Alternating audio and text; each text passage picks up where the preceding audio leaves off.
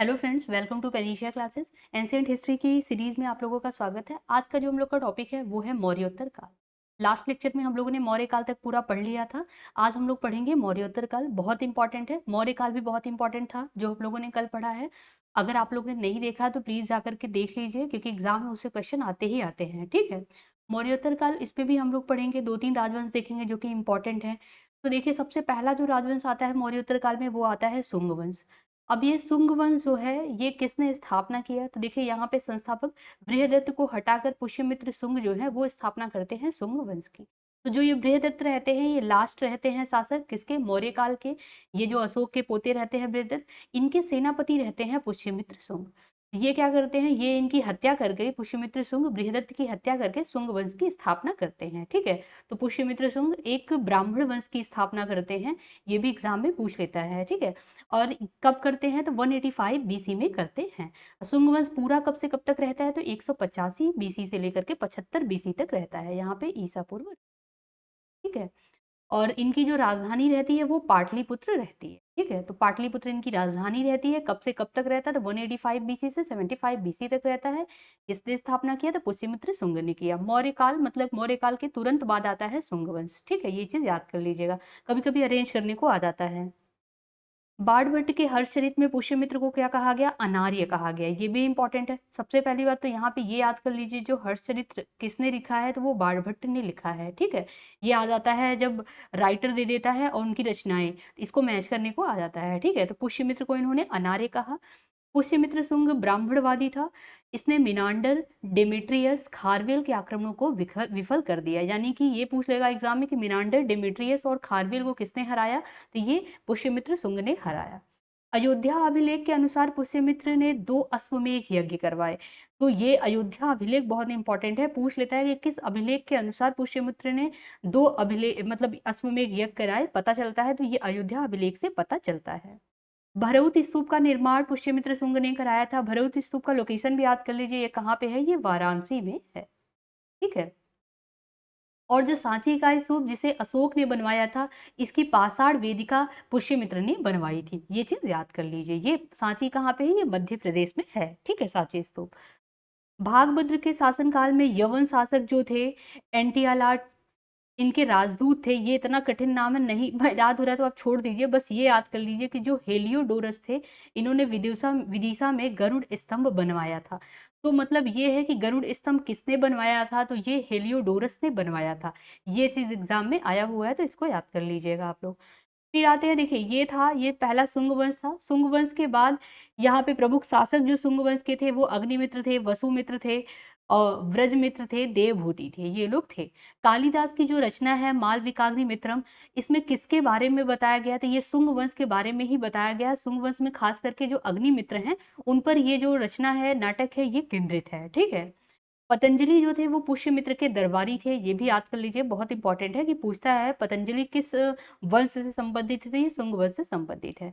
पुष्यमित्र के ये दरबारी थे। ठीक है, फिर आता है कर्ण वंश। तो ये इतना इंपॉर्टेंट नहीं है, इसको बस देख लीजिए आप लोग, क्योंकि इससे एग्जाम में क्वेश्चन नहीं आता, इसमें कुछ ज्यादा फैक्ट है नहीं तो इसलिए नहीं आता। ये शुंग वंश इंपॉर्टेंट है, इसको याद कर लीजिएगा। जो बस ये याद कर लीजिए, कर्ण वंश के जो संस्थापक रहते हैं वो वसुमित्र रहते हैं बस, और ये वंश जो था वो ब्राह्मण वंश से संबंधित था। ठीक है, फिर नेक्स्ट आता है मोस्ट इंपॉर्टेंट सातवाहन वंश। इससे हर साल ही लगभग जब क्वेश्चन आता है तो आजकल जो है सातवाहन वंश, जो साउथ के हैं चेदी वंश, और जो कुषाण शक कैसे आए, इनका इनसे क्वेश्चन बहुत बन रहा है। ठीक है, तो ये चीज इंपॉर्टेंट है, इसको याद कर लीजिए। तो सातवाहन वंश के जो संस्थापक थे वो थे सीमूक। कब से कब तक सातवाहन वंश रहा, तो ये 60 ईसा पूर्व से लेकर के 37 बीसी तक रहा, यानी कि 60 बीसी से 37 बीसी तक रहा। इनकी जो राजधानी थी वो अमरावती एवं प्रतिष्ठान इनकी राजधानी थी। इन्होंने ब्राह्मण एवं बौद्ध भिक्षुओं को भूमि दान देने की प्रथा की शुरुआत की। तो ये पूछ लेगा एग्जाम में कि ब्राह्मणों और बौद्ध भिक्षुओं को भूमि दान देने की प्रथा किसने स्टार्ट की, तो सातवाहनों ने स्टार्ट की, तिमुक ने खासकर स्टार्ट की। सातवाहन का अर्थ क्या होता है, सात द्वारा संचालित। ठीक है, पुराणों में इन्हें क्या कहा गया, किसे, सिमुक को क्या कहा गया, आंध्र मृत्यु कहा गया। ठीक है, और जो एरिया था सातवाहन का वो था आंध्र प्रदेश, महाराष्ट्र, तेलंगाना। मतलब प्रायद्वीपी भी भारत का एरिया आप नीचे का ले लीजिए, और पूरा अभी सातवाहन पूरा जाएंगे तो पूरा नीचे तक आ जाएगा। ये लोग ऊपर की तरफ भी जा रहे थे। ठीक है, इनके जो उत्तराधिकारी वो इक्ष्वाकु वंश से रिलेटेड थे। ठीक है, फिर आते हैं सतकर्णी या सातकर्णी भी बोलते हैं, सातकर्णी प्रथम क्योंकि द्वितीय भी है इसके, सातकर्णी प्रथम पहले आते हैं। नानागढ़ अभिलेख से पता चलता है, नानागढ़ अभिलेख किसने खुदवाया था, तो ये सातकर्णी प्रथम ने खुदवाया था। यहीं से पता चलता है भूदान के साक्ष्य जो मिलते हैं सातवाहन वंश के, वो नानाघाट अभिलेख से ही पता चलता है। और सातकर्णी प्रथम को क्या कहा गया, पुराणों में इन्हें कृष्ण पुत्र भी कहा गया। ये चीज इंपॉर्टेंट हो जाता है, ठीक है। फिर उसके बाद नेक्स्ट आते हैं हाल। हाल जो है ये महानतम सातवाहन शासक थे, ये कवि भी थे, मतलब शासक के साथ साथ ये कवि भी थे। इन्होंने क्या लिखा था, गाथा सप्तशती की रचना इन्होंने की थी। ये पूछ लेता है कि किसकी रचना है गाथा सप्तशती, तो ये हाल की रचना है, ठीक है। फिर आते हैं वशिष्ठ पुत्र पुलमावी, ये गौतमी पुत्र सातकर्णी जो रहते हैं उनके उत्तराधिकारी रहते हैं। और इन्होंने मतलब जो शक शासक रुद्रदामन रहते हैं, शक अभी शक कुषाण पढ़ेंगे हम लोग, ये विदेशी रहते हैं शक और कुषाण, लेकिन देखिए आ तो जाते हैं इंडिया में फिर जाते नहीं है, सब मिल जाते हैं भारत में, ठीक है। तो शक शासक जो रुद्रदामन रहते हैं उन्होंने वशिष्ठ पुत्र पुलमावी को 2 बार हराया, ठीक है। तो ये चीज है कि वशिष्ठपुत्र पुलमावी से 2 बार मतलब युद्ध हुआ और दोनों बार ये हार गए, किससे, शक शासक रुद्रदामन से, ठीक है। और इनको जो वशिष्ठपुत्र पुलमावी थे इनको दक्षिण पथेश्वर भी कहा जाता है, ठीक है। तो उपनाम याद कर लीजिए, एग्जाम में बहुत उपनाम पूछता है, ठीक है। जैसे समुद्रगुप्त दे देगा समुद्रगुप्त का उपनाम, चंद्रगुप्त मौर्य का दे देगा सेंड्रोकोटस, और देवा नाम पे दे देगा अशोक का, ठीक है। वशिष्ठपुत्र पुलमावी का दे देगा दक्षिण पथेश्वर, ठीक है। अभी आप लोगों ने कृष्ण पढ़ा, किसका पढ़ा आप लोगों ने, देखिए इनको आंध्र मृत्यु भी कहा गया, किसको, सिमु को कहा गया। कृष्णपुत्र किसको कहा गया, किसका उपनाम दिया गया, ये सातकर्णी प्रथम को दिया गया। तो ये चीज याद करते चलिए। फिर आते हैं गौतमी पुत्र सतकर्णी या सातकर्णी। तो इनकी विजयों की जानकारी कहाँ से मिलती है, तो नासिक जो अभिलेख है उससे मिलती है। एकमात्र भी इन्हें कहा गया या अद्वितीय ब्राह्मण इन्हें ही कहा गया, किसे कहा गया, गौतमीपुत्र सातकर्णी को कहा गया। इनके घोड़ों ने 3 समुद्र का पानी पिया, ये कभी कभी यूपीपीसीएस बहुत फैक्चुअल पूछता है, आरओ आरओ भी पूछता है, तो उसमें ये क्वेश्चन आ जाता है, ठीक है। तो 3 समुद्रों का पानी पूछ लेता है, किनके किसके घोड़े ने पिया, तो ये ऑप्शन दे देगा आपको, तो सातपुर गौतमीपुत्र सतकर्णी के घोड़े ने पिया, ठीक है। और यहाँ से है जो चांदी के सिक्के प्राप्त हुए हैं उसमें एक तरफ नहपान और दूसरी तरफ जो है वो गौतमी पुत्र का नाम अंकित है। तो ये चीज है इनके सिक्के की, जो मिले हैं साक्ष्य, वो चीज बताया गया है यहाँ पे, ठीक है। अब देखो इनको ये बहुत इंपॉर्टेंट है कि वर्ण व्यवस्था के रक्षक इनको कहा गया। तो पूछ लेगा कि कौन से सातवाहन शासक वर्ण व्यवस्था के रक्षक थे, तो वो गौतमी पुत्र सतकर्णी जो थे वही थे, ठीक है, वर्ण व्यवस्था के रक्षक। वेदों का आश्रयदाता इनको कहा जाता है, कि वेदों का आश्रयदाता भी गौतमीपुत्र सातकर्णी को कहा जाता है, ठीक है। तो ये चीज है, इंपॉर्टेंट है ये लोग। अब आगे देख लेते हैं हम लोग, यज्ञसी सातकर्णी ये आते हैं, ये अंतिम शासक रहते हैं सातवाहन वंश के, ठीक है। इनके सिक्कों पे नाव चिन्हित है, तो नाव जो चिन्हित है अंकित है वो किसके सिक्कों पे है, यज्ञश्री सातकर्णी के सिक्कों पे है, ठीक है। और अंतिम सातवाहन शासक कौन है, यज्ञश्री सातकर्णी है, ठीक है। ये चीज याद कर लीजिएगा। फिर इनकी कला और संस्कृति देख लेते हैं सातवाहन की। तो सातवाहनों ने सर्वप्रथम शीशे की जो मुद्राएं हैं, शीशे के जो सिक्के हैं वो चलाए। ये बहुत बार एग्जाम में पूछा हुआ है कि शीशे के सिक्के किसने चलाए, तो सातवाहनों ने चलाए, ठीक है। सातवाहन ब्राह्मण थे और कृष्ण की पूजा करते थे, ठीक है। लेकिन ऐसा नहीं था कि ये कृष्ण की पूजा मतलब हिंदू धर्म को मानते थे। सातवाहन जो ब्राह्मण थे ये बौद्ध धर्म और सारे धर्मों की ये रक्षा के लिए मतलब कदम उठाते थे, काम करते थे। ऐसा नहीं है कि मतलब सारे धर्मों को नष्ट करके बस हम ब्राह्मण धर्म को ही माने। तो क्योंकि इनकी जो पत्नियां थी वो बौद्ध धर्म की रक्षिका देखी गई, आगे भी हम लोग पढ़ेंगे, ठीक है। तो सातवाहन पहले स्वदेशी राजा थे जिन्होंने स्वयं के सिक्के जारी किए थे। ये बहुत इंपॉर्टेंट हो जाता है कि कौन से पहले राजा थे जो स्वयं के सिक्के जारी किए थे, ये सातवाहन थे, ठीक है। इनकी जो भाषा थी वो प्राकृत थी और इनकी जो लिपि थी वो क्या थी, ब्राह्मी लिपि थी, ठीक है। अब देखिए यहाँ पे जो अमरावती एवं नागार्जुन कोंडा के स्तूप है, इसी से पता चलता है, जो नागार्जुन कोंडा का स्तूप है इसमें इन कई राजाओं की जो पत्नियां हैं उन्होंने स्तूप बनवाए हैं। तो इससे ये है, माना जाता है कि ऐसा नहीं है कि ये बस ब्राह्मण धर्म को ही मानते थे, ये बौद्ध धर्म को भी मानते थे, ठीक है। खास करके रानियों का जो झुकाव था वो बौद्ध धर्म की तरफ ज्यादा था। फिर सेकेंड हम लोग आते हैं चेदी वंश। चेदी वंश में क्या है, पहली शताब्दी ईसा पूर्व में कलिंग में एक नए राजवंश का उदय हुआ जिसे चेदी राजवंश के नाम से जाना गया। चेदी वंश को महामेघ वंश भी कहा गया, ठीक है। इसके जो संस्थापक है वो महामेघवाहन है। महामेघवाहन का अर्थ होता है महान बादलों के भगवान, ये चीज है, ठीक है, अर्थ है। खारवेल महान शासक इसके थे। तो चेदी वंश के जो महान शासक थे वो खारवेल थे। ये सब इतना इंपॉर्टेंट नहीं है, खारवेल याद कर लीजिएगा। यह मगध से जैन तीर्थंकर शीतलनाथ की मूर्ति इन्होंने मतलब, अब देखिए सेम ये चीज मान लीजिए कि खारवेल किस धर्म से की तरफ इनका झुकाव था, तो जैन धर्म की तरफ झुकाव था, ठीक है, क्योंकि ये शीतलनाथ की मूर्ति लाए हैं तो जैन धर्म को ही मानते होंगे, ठीक। खारवेल महामेघ के ये पुत्र थे, किसके? महामेघ, जिन्होंने चेदी वंश की स्थापना की थी। अब ये जो खारवेल का हाथी गुम्फा अभिलेख है, इससे बहुत बार क्वेश्चन आ चुका है, तो ये चीज याद कर लीजिएगा। मतलब इस चेदी वंश में बस खारवेल ही बहुत ज्यादा इंपॉर्टेंट है। तो हाथी गुम्फा अभिलेख जो है वो उसका टाइम पीरियड क्या है, तो ये है 2 BC इसका टाइम पीरियड है। हाथी गुम्फा अभिलेख कहाँ मिला है, तो ये उदयगिरी की पहाड़ी पे मिला है। किस लिपि में लिखा गया है? ब्राह्मी लिपि में लिखा गया। अब भाषा क्या है? प्राकृत भाषा है। यहाँ पे जैन लोगों को गांव दान देने का उल्लेख इसमें किया गया है। तो ये जो हाथी गुम्फा अभिलेख है खारवेल का, इसमें ही इससे पता चलता है कि जैन लोगों को, जैन भिक्षुओं को गांव जो है वो दान दिया जाता है। ठीक है, गांव मतलब कई विलेज जो है वो गांव दान में दिया जाता है। अब यहाँ पे चोल चेर पांड्य को खारवेल द्वारा पराजित किए जाने का उल्लेख है। तो यहाँ पे हाथी गुम्फा अभिलेख से पता चलता है कि चोल चेर और पांड्य राजाओं को भी इन्होंने हराया था, ये चीज है। फिर नेक्स्ट आते हैं शक, ये विदेशी शासक रहते हैं। तो भारतीय स्रोतों में शकों को क्या कहा गया? सीथियन कहा गया। ये चीज याद कर लीजिए, एग्जाम में पूछ सकता है कि सीथियन किसे कहा गया, तो शक को कहा गया। प्रथम जो इसके शासक थे उनका नाम था मोगा। मोगा जो शासक थे वो प्रथम शक शासक थे। नहपान महाराष्ट्र गौतमीपुत्र सातकर्णी से ये इनको हार मिली। तो नहपान को किसने हराया था? गौतमीपुत्र सातकर्णी ने हराया था, क्योंकि ये सातवाहन वंश था उस टाइम। तो सातवाहन वंश के ये पैडलर थे शक वंश, तो इसीलिए जो है इनसे युद्ध हुआ, तो ये सातकर्णी से इनको हार माननी पड़ी। फिर आता है रुद्रदामन। रुद्रदामन शक शासक, अभी हम लोगों ने पढ़ा था रुद्रदामन से गौतमीपुत्र सातकर्णी जो थे वो 2 बार हारे थे, तो ये चीज है। तो यहाँ रुद्रदामन सर्वाधिक प्रसिद्ध थे। इसने सातकर्णी धृति को क्या किया था? 2 बार हराया था। सुदर्शन झील की मरम्मत कराई थी रुद्रदामन ने। संस्कृत के ये संरक्षक थे। जूनागढ़ अभिलेख जो है वो किसने लिखा है, तो किसने खुदवाया है, तो वो रुद्रदामन का है जूनागढ़ अभिलेख। किस लैंग्वेज में है? बहुत बार एग्जाम में पूछा है, तो ये संस्कृत में है। ठीक है, संस्कृत में है रुद्रदामन का जूनागढ़ अभिलेख।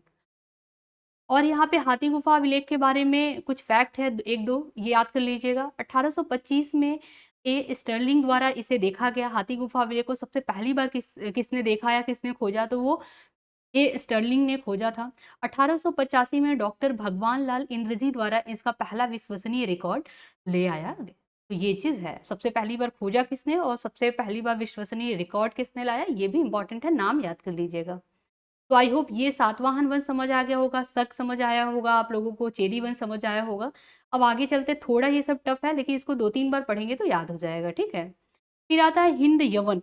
हिंद यवन शासक, ये भी बहुत इंपॉर्टेंट है, इसको भी हम लोग पढ़ लेते हैं। इसमें पहले जो थे वो थे डेमेट्रियस प्रथम। ये 180 BC में थे। भारतीय सीमा में सर्वप्रथम प्रवेश किए थे डेमेट्रियस। और इसने साकल को अपनी राजधानी बनाई थी। राजा की उपाधि इन्होंने लिया था। ठीक है, और इसने यूनानी तथा खरोष्टी लिपि में सिक्के भी चलाए थे। तो यूनानी और खरोष्टी लिपि में सिक्के डेमेट्रियस ने चलाए थे। ठीक है, फिर आते हैं मिनांडर। मिनांडर देखिए, मिनांडर के बारे में बहुत बार एग्जाम में क्वेश्चन आया हुआ है, क्योंकि ये बौद्ध धर्म से प्रभावित थे, बौद्ध धर्म को मानते थे।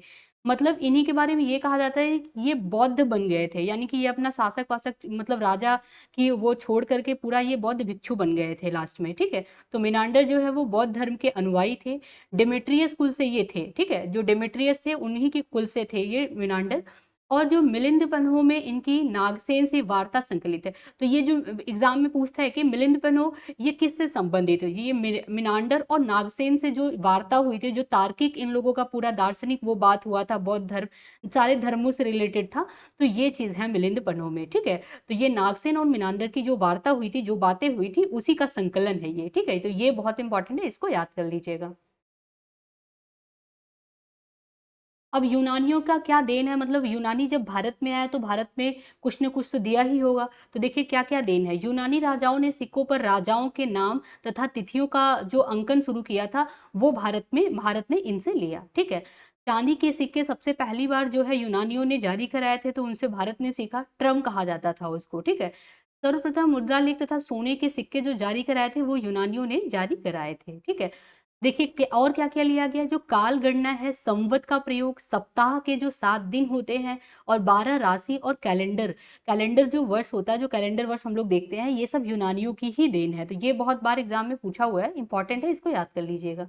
और नाटकों में जो पर्दा, जो नाटक पर्दा प्रथा, जो पर्दा पे नाटक होता है, ये यूनानियों से लिया गया है। ठीक है, और हेलोनिस्टिक कला का जो विकास हुआ है, ये यूनानियों की देन है। भारत में जो ज्योतिष के विकास में यूनानियों की देन है। ठीक है, ज्योतिष का जो विकास हुआ है ये भी यूनानियों की ही देन है।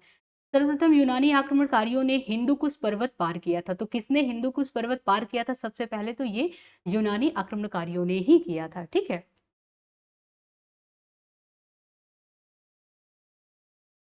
ये सब इतना इंपॉर्टेंट नहीं है तो छोड़ दीजिए। अब आ जाते हैं हम लोग कुषाण शासक। कुषाण वंश बहुत इंपॉर्टेंट है, इससे भी एग्जाम में बहुत बार क्वेश्चन आता है। तो कुषाण वंश के जो पहले संस्थापक जो रहते हैं, प्रथम राजा रहते हैं, वो कुजूल कडफिसेस रहते हैं। ठीक है, ये कब से कब तक रहते हैं? तो 30 से लेकर के 80 ईस्वी तक ये रहते हैं। कुषाण वंश के ये क्या रहते हैं? संस्थापक रहते हैं। देखिए ये किसके सिक्के जारी करते हैं? तो ये तांबे के सिक्के बस जारी करते हैं। ये एग्जाम में पूछ लेता है कि सोने का सिक्का सबसे पहली बार किसने जारी किया? तो नाम दे देगा आपको विम कटफिसेस, कुजुल कटफिसेस। तो विम कटफिसेस सोने के सिक्के जारी किए, कुजुल कटफिसेस ने तांबे के सिक्के जारी किए। ठीक है, सिक्कों पर यूनानी राजा हर्मियस की आकृति, दूसरी तरफ अपनी आकृति। ठीक है, तो ये जो कुषाण शासक थे ये यूनानी मतलब यूनान के ही थे, सब विदेशी शासक थे। ठीक है, तो इन्होंने कुषाण वंश का स्थापना किया था इंडिया में। तो ये क्या थे? इन्होंने जब सिक्का यूनानी जो सिक्का जारी करवाया खुदवाया, उस पे राजा हर्मियस जो थे यूनानी शासक, एक तरफ उनका और एक तरफ दूसरी तरफ अपना आकृति खुदवाया। ठीक है, सिक्कों पे धर्म थिदस तथा धर्मथित उत्कृष्ट करवाया, ये चीज है। फिर आते हैं सेकंड, वो रहते हैं विम कटफिसेस। देखिए पहले कौन रहते हैं यहाँ पे देख लीजिए, पहले कुजूल कटफिसेस रहते हैं, दूसरे विम कटफिसेस रहते हैं। विम कटफिसेस कुषाण शक्ति के वास्तविक संस्थापक इनको माना जाता है। बड़ी संख्या में सोने तथा तांबे के सिक्के चलाने हेतु इनको जाना जाता है। ये बहुत बार एग्जाम में पूछा हुआ है कि सबसे पहली बार सोने के सिक्के भारत में किसने जारी किए थे? तो विम कटफिसेस ने किए थे। ठीक है, सिक्कों पर यूनानी एवं खरोष्टी जो लिपि है इसका प्रभाव दिखता है। शैव मत के ये अनुयायी थे, यानी कि शैव धर्म को मानते थे। कैसे पता चला है? सारा जो सातवाहन वंश, शक वंश, इसकी जानकारी जो है इनके सिक्कों से ही प्राप्त हुई है। ठीक है, ये जो एकमात्र सोर्स है वो सिक्का ही है। ठीक है, अब यहाँ पे क्या है, जैसे सिक्कों पे देखिए शिव का मिला है चित्र और त्रिशूल मिला है, नंदी की आकृति, ये सब आकृति मिला है, तो इससे ये पता चलता है कि शैव धर्म के ये अनुयायी थे। ठीक है, और इनकी एक उपाधि इनको मिली थी, माहेश्वर की उपाधि भी इन्हें ही मिली थी। किसे? विम कटफिसेस को मिला था। ठीक है, तो ये दूसरे शासक थे। तीसरे आते हैं हुविस्क। तो दूसरे जो शासक है वो बहुत इंपॉर्टेंट है, विम कटफिसेस। फिर आते हैं तीसरे, तीसरे जो रहते हैं वो हुविस्क रहते हैं।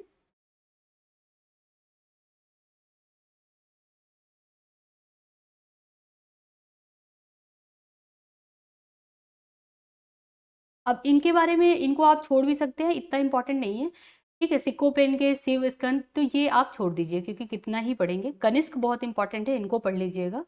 कुषाण शासक में लास्ट जो आते हैं वो कनिष्क आते हैं, ये बहुत इंपॉर्टेंट है। ठीक है, तो इसमें अगर आप चाहें तो विम कटफिसेस याद कर लीजिए पूरा और कनिष्क याद कर लीजिए। ठीक है, सर्वाधिक प्रसिद्ध कुषाण शासक थे कनिष्क। शक युग का जो शुरुआत करता है वो किसे माना जाता है? मतलब शक युग किसने स्टार्ट किया? कनिष्क ने स्टार्ट किया। सन याद कर लीजिएगा 78 ईस्वी, शक संवत की शुरुआत की थी इन्होंने। ठीक है, तो 78 ईस्वी में शक संवत की शुरुआत कनिष्क ने की थी। इनकी जो मुख्य राजधानी थी वो पेशावर थी, यानी कि उसको पुरुषपुर भी कहा जाता है। ठीक है, कश्मीर में कनिष्कपुर नगर बसाया था इन्होंने। पाटलिपुत्र पर आक्रमण कर अश्वघोष बुद्ध का भिक्षा पात्र प्राप्त किया था। तो इन्होंने पाटलिपुत्र पे आक्रमण किया और बुद्ध का जो भिक्षा पात्र था जिससे बुद्ध भिक्षा मांगते थे, अश्वघोष, ये प्राप्त किया। ठीक है, कनिष्क जो थे वो बौद्ध धर्म को मानते थे, तो ये चीज याद कर लीजिएगा। इन्हीं के काल में क्या हुआ? चतुर्थ बौद्ध संगति होता है, कश्मीर के कुंडल वन में होता है। और यहीं पे क्या होता है, जो बौद्ध धर्म है वो दो भागों में डिवाइड हो जाता है, हीनयान और महायान। जब हम लोग बौद्ध धर्म पढ़ रहे थे तो उसमें पढ़ा था। ठीक है, तो कनिष्क बहुत इंपॉर्टेंट है, इसको याद कर लीजिएगा। फिर मौर्योत्तर काल में देखिए, ये जो कुषाण शासक है, कुषाण जो वंश है, इसमें जो कुछ फैक्ट हैं वो भी याद कर लीजिए। तो शकों ने छत्र प्रणाली चलाई। छत्र प्रणाली क्या होता है? बेसिकली ये होता है कि जैसे प्रांत में, देखिए एक जैसे विदेशी राजा, जो कि मान लीजिए इंडिया में मान लीजिए ये इंडिया है, अफगानिस्तान में है मेन। ठीक है, मान लीजिए मेन जो उस टाइम के राजा थे वो अफगानिस्तान के थे। वो इंडिया के कोई भी, मान लीजिए जम्मू कश्मीर को उन्होंने जीत लिया। ठीक है, तो वो क्या करेंगे यहाँ पे, अब यहाँ पे कैसे यहाँ से यहाँ तक शासक करना, मतलब एक आना जाना ये सब तो नहीं देख पाते, तो वो क्या करते थे, एक अपने छत्रप, एक स्टेट में, एक राज्य में छत्रप मतलब राज्यपाल को क्या करते थे, यहाँ पे बैठा देते थे। बोलते थे आपका ये पूरा जो स्टेट है ये आपका है, आप देखिए और आप आकर के हमको क्या कीजिएगा, रिपोर्ट करेंगे। ठीक है, तो छत्रप का मतलब यही होता है। तो ये क्या करते थे, बेसिकली ऐसे ऐसे प्रांत जीतते थे और अपने अपने छत्रप बैठाते जाते थे। फिर एक टाइम ऐसा आया कि फिर इन्हें इंडिया आकर के ये शासक कर मतलब राज करने लगे, ठीक है। कुषाण शासक का यही था, ठीक है, क्योंकि ये विदेशी थे। तो यहाँ पे छत्र प्रणाली पहली बार किसने चलाई थी? ये शकों ने ही स्टार्ट की थी, ठीक। फिर आते हैं यहाँ पे, देखते हैं कुछ-कुछ इम्पोर्टेंट जो है वही हम लोग पढ़े थे। कु देखिए, कुषाणों ने सर्वाधिक शुद्ध स्वर्ण सिक्के चलाए, तो सबसे शुद्ध अगर सोने के सिक्के किसी ने चलाए तो वो कुषाणों ने चलाए। जैसा कि यहाँ पे आप लोगों ने देखा, विम कड़िसेस पहली बार सोने के सिक्के जारी किए, ठीक है। और इस काल की जो विशेषता है वो भक्ति का विकास इस काल के धर्म की प्रमुख विशेषता है, ठीक है।